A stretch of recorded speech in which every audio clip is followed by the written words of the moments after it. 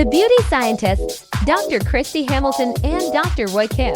Real beauty without the hype. Everybody's always asking us, okay, I have this jowl. I look older. How do we get rid of it? So we re-reviewed the anatomy and the literature, and we're going to come up with the non-invasive, less invasive, and most invasive ways to fix it. So just to be very clear as well as nerdy, this is the jowl. I'm pointing it out on my face, and technically it is the labio-mandibular crease.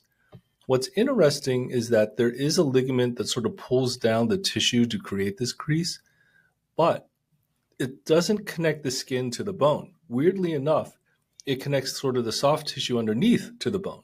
So to fully correct this crease, most of the actual non-invasive, less invasive surgical procedures are geared towards the skin, which is better for patients. However, there are some limitations. So, Kristy, in terms of the totally non-invasive stuff, how would you actually improve the jowl here?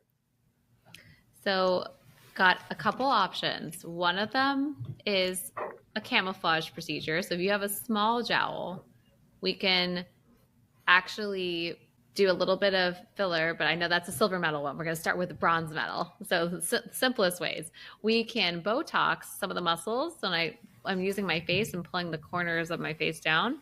You can do a little Botox in the depressor angulioris muscle, which is this one I'm demonstrating here, pulls the corners of lips down. You can also do a little Botox in the platysmal muscle that attaches onto the lower border of the face, and that relaxes. It allows everything to go up. You can put a little bit of filler in the jowl itself. Now, these are great options if it's not a big jowl. Once you have a big jowl, the non-surgical, it's going to be a pretty modest effect and probably not what patients are looking for. Light laser resurfacing, some of the chemical peels, any of the resurfacing modalities we talked about that yield a modest skin tightening effect, my favorite being CO2 laser. Those would be other options to tighten the skin and improve that area. And those are all non-invasive topics. So what about less invasive ways to improve the jowl? There are a couple things that I don't recommend, and there are a couple things I do recommend. So the thing I do not recommend, but actually works, is surgical threads. So you can put in a PDO thread right around here, and it can pull it up. You have to place it carefully.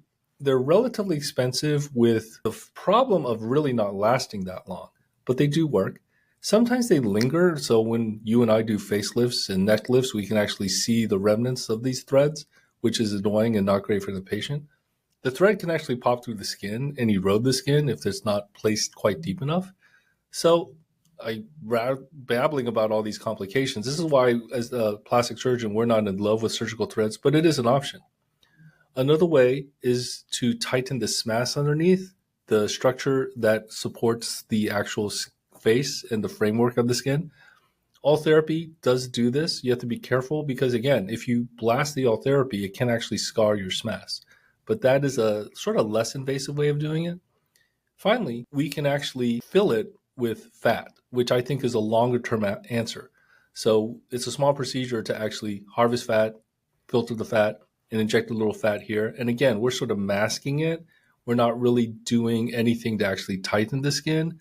However, the nature of fat grafting is we can actually sort of dissect underneath this jowl, place some fat, and it's not full-blown surgery. It is less invasive, but since it's releasing part of that crease, part of that indentation, it is a little more than the non-invasive. It's not quite as much as surgery. I think the final touch would be something of some technology that tightens your skin from underneath. FaceTite, which is a pretty advanced way of essentially heating the face and heating the skin, will work.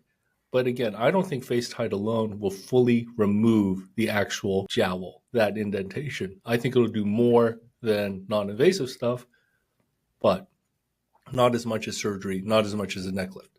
So anything else to add in terms of sort of the less invasive stuff to help the jowl?